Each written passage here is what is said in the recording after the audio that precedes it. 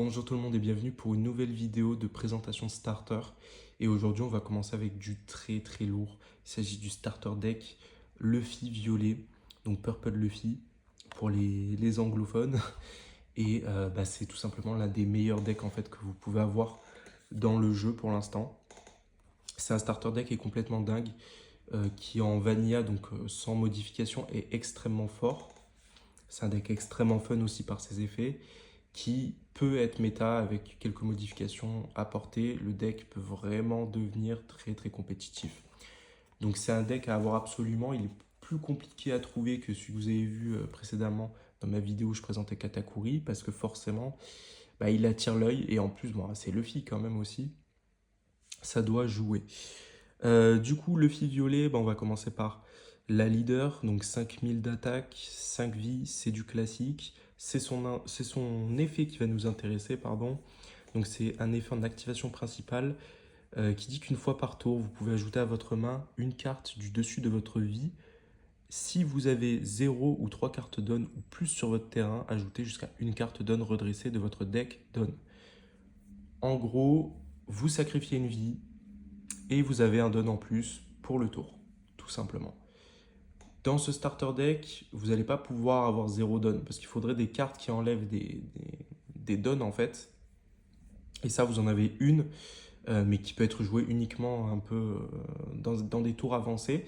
Donc ça, c'est au cas où si vous construisez avec d'autres personnages violets, parce que c'est vrai que c'est un peu, du coup, les effets de l'archétype violet qui vont se concentrer autour des dons, tout simplement, du nombre de dons. Soit vous en retirez, soit vous en ajoutez en gros, et ça fait des effets en particulier par rapport au fait d'en retirer ou d'en ajouter.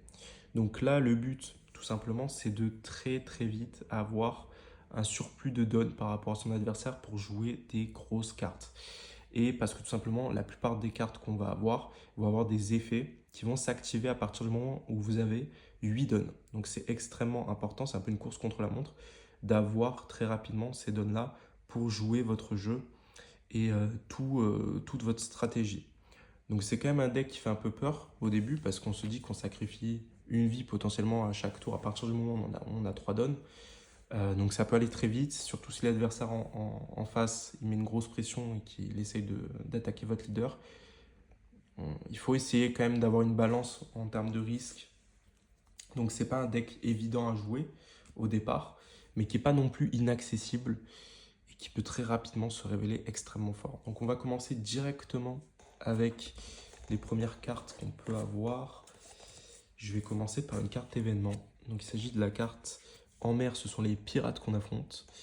Donc il y a une carte événement qui coûte 1, qui a un effet principal qui dit qu'on regarde 3 cartes du dessus de notre deck, révéler jusqu'à une carte de type équipage de chapeau de paille, équipage de kid ou équipage heart, et ajoutez-la à votre main, puis placez les cartes restantes au-dessous de votre deck dans l'ordre de votre choix. Donc c'est une carte searcher, rien de plus commune.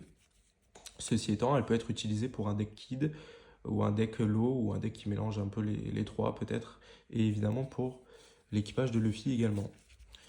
Donc il y a aussi un effet de déclenchement, donc c'est en gros, vous faites taper une fois la carte que vous prenez de votre vie, si elle a un effet déclenchement, l'effet s'active à ce moment-là. Donc là, vous avez une activation de l'effet principal qui est induite, ça vous permet d'économiser un don, c'est pas si mal quoi. C'est une carte plutôt classique, mais à avoir absolument pour évidemment choper les cartes les plus fortes qu'on souhaite avoir à l'instant. Donc ensuite, je vais vous montrer une carte qui est assez intéressante. Donc c'est la carte Zoro Juro, qui coûte 3, qui a 4000 de puissance, qui a un counter 1000, et qui a un effet qui dit que si vous attaquez et que vous avez 3 cartes ou moins dans votre vie, vous pouvez ajouter jusqu'à une carte donne redressée de votre deck donne.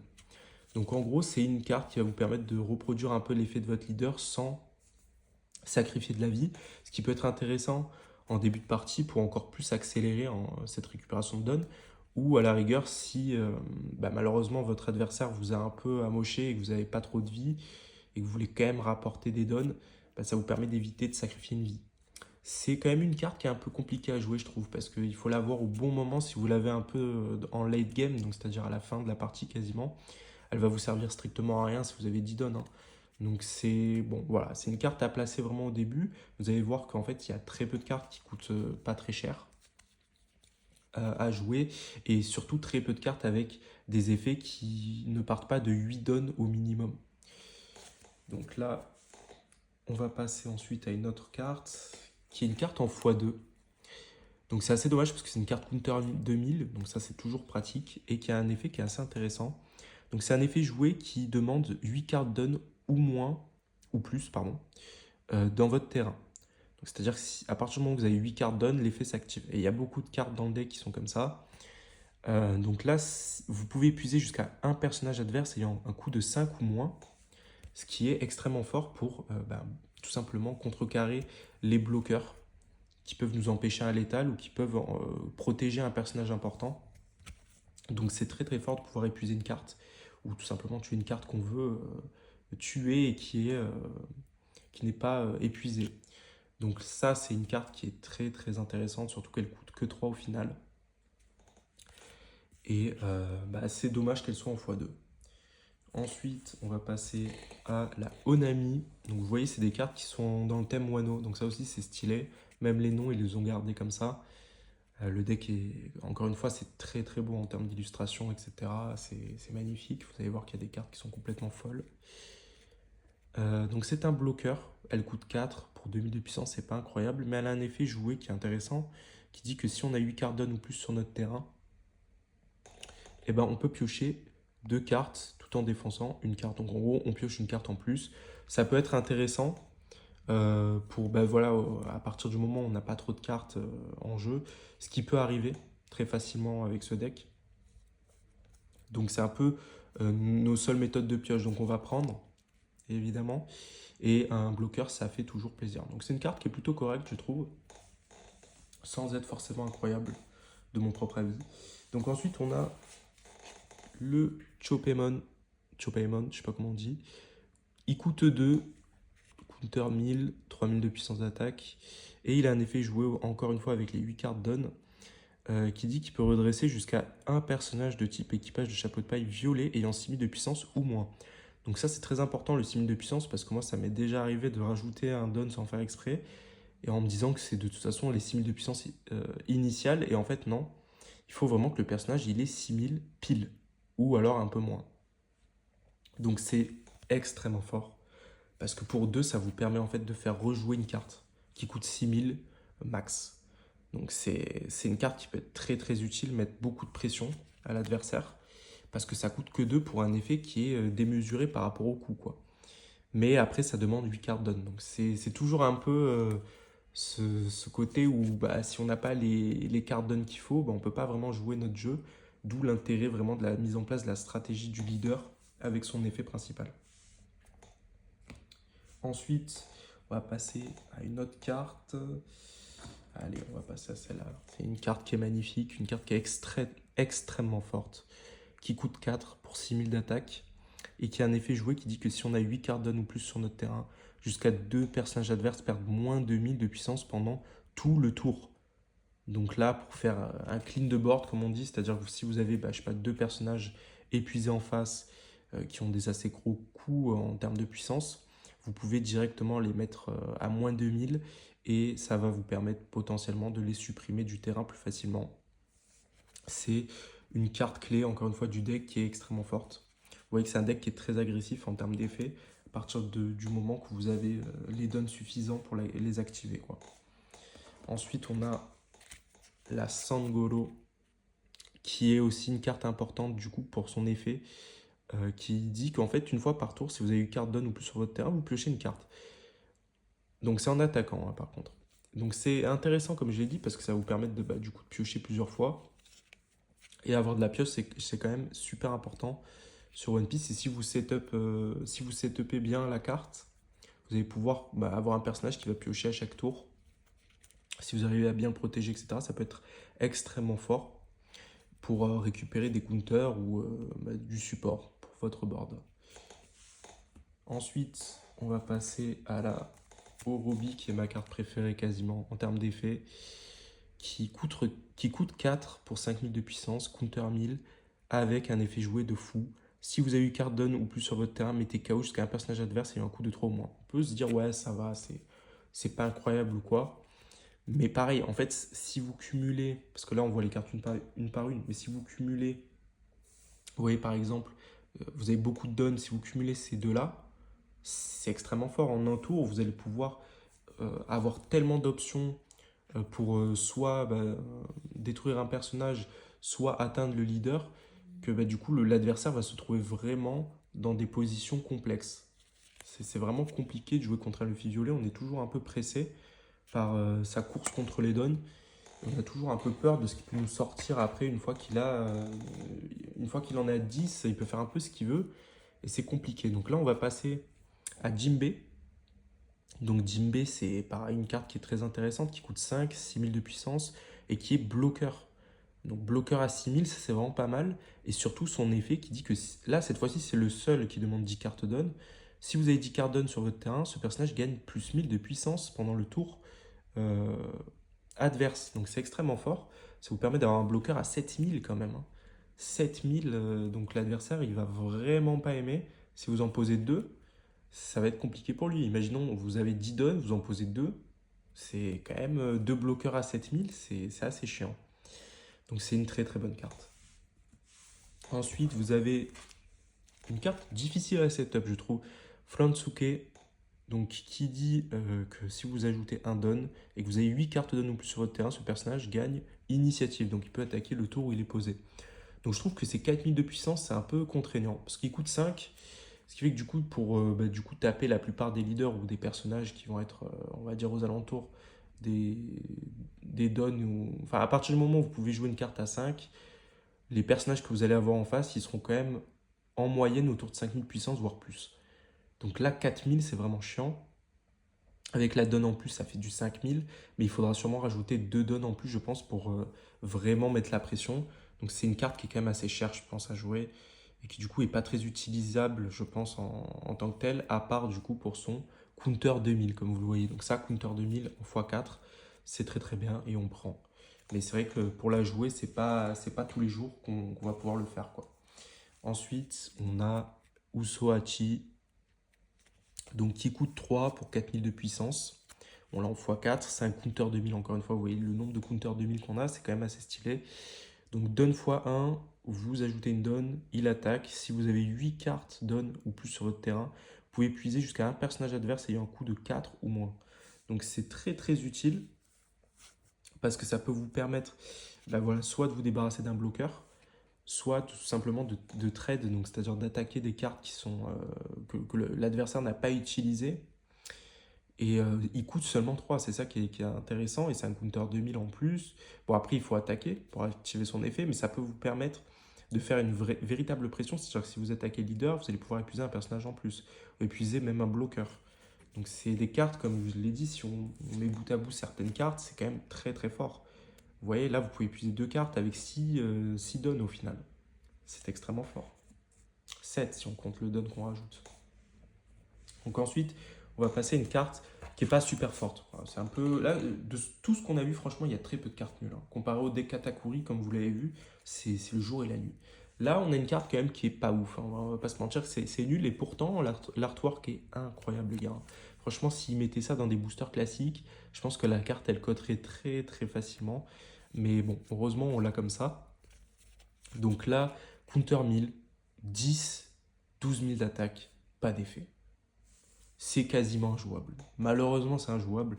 À faire un tour où on pose une carte à 10 comme ça, juste pour 12 000 d'attaque, on peut même pas l'utiliser maintenant, comparé à des Shanks. On reviendra dessus, parce que je présenterai aussi d'autres decks en dehors des starters. Mais c'est vrai que c'est quand même très très cher. C'est très très cher pour ce que c'est. Si vous êtes en train de gagner, si vous avez un board solide, que vous savez plus quoi poser, vous la chopez, vous mettez une carte à 12 000 sur le terrain, ça met de la pression. Donc ça peut être utile. En counter, pareil, c'est utile. Donc c'est pas une carte horrible, mais c'est vraiment pas la meilleure carte. Alors que pourtant, c'est quand même Luffy Gear 5. Je pense qu'ils auraient dû mettre un effet personnellement. Parce que je trouve que ça rend pas forcément hommage au personnage. Et on va finir par tout simplement les cartes SR. Donc, les cartes SR toujours en x2, malheureusement, c'est pour acheter 2 fois le starter. Ils sont malins. Zoro Juro en SR coûte 4 pour 6000 d'attaque, c'est pas mal. Effet joué, regardez jusqu'à 5 cartes du dessus de votre deck et révélez jusqu'à une carte de type équipage de chapeau de paille violette et ajoutez-la à votre main, puis placez les cartes restantes au-dessus de votre deck dans l'ordre de votre choix. Donc c'est un searcher et qui est très très bon, qui n'a pas de counter malheureusement, mais on va pas l'utiliser pour ça la plupart du temps. Et du coup c'est une très bonne carte. En plus, pour chercher la carte qui va venir juste après, ça peut être très utile. Et on va voir tout simplement la meilleure carte du deck pour la fin. Donc Luffy Taro, qui a une illustration magnifique, un Naruto Julo, c'était pareil, très très beau. Coût de 7 pour 8000 d'attaque, avec un effet joué un peu particulier, c'est-à-dire que vous avez don -1, c'est-à-dire que vous avez un don que vous devez remettre dans votre deck don. Donc en gros, vous perdez un don, mais le prochain tour, vous allez le piocher comme d'habitude. Voilà, donc on va dire que ça vous fait -1, mais vous allez voir que quand même l'effet derrière, il est fou. Vous pouvez jouer jusqu'à une carte de type équipage de chapeau de paille violette de votre main ayant un coût de 5 ou moins.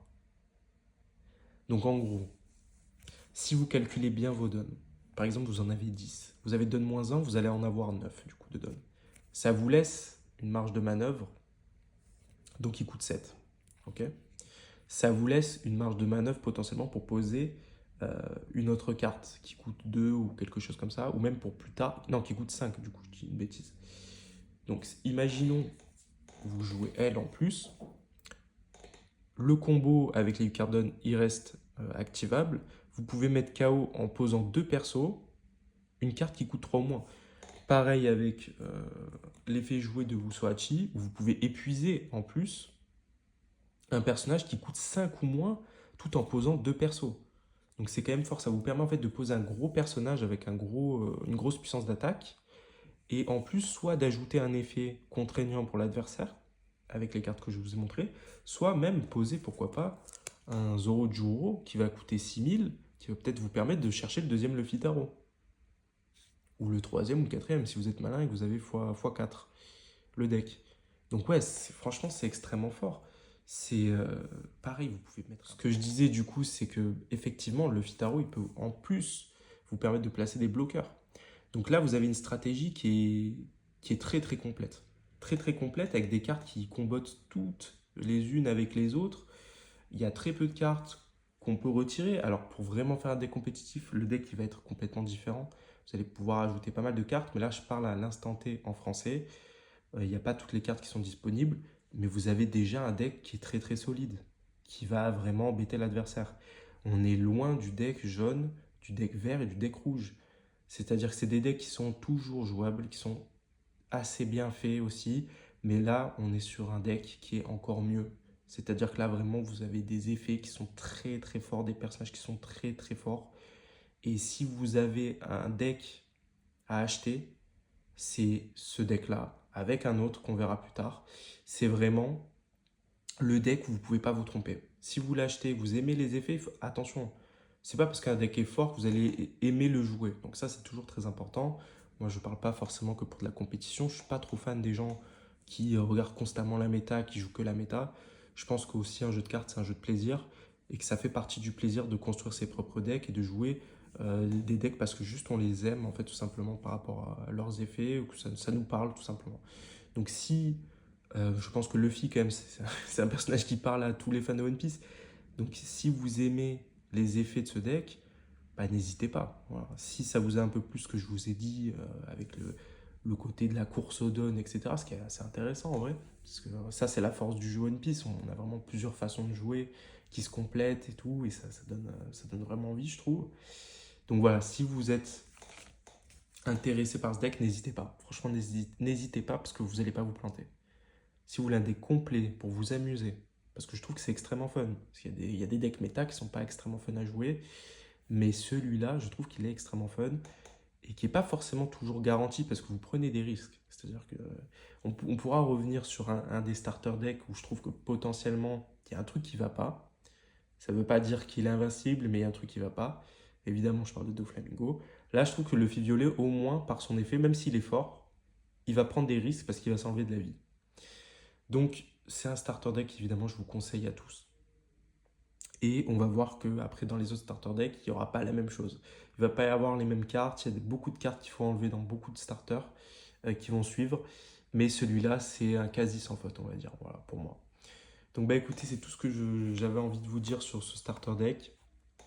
Dépêchez-vous si vous êtes intéressé. Franchement, je vous invite à l'acheter très rapidement parce qu'on l'a vu déjà à la sortie.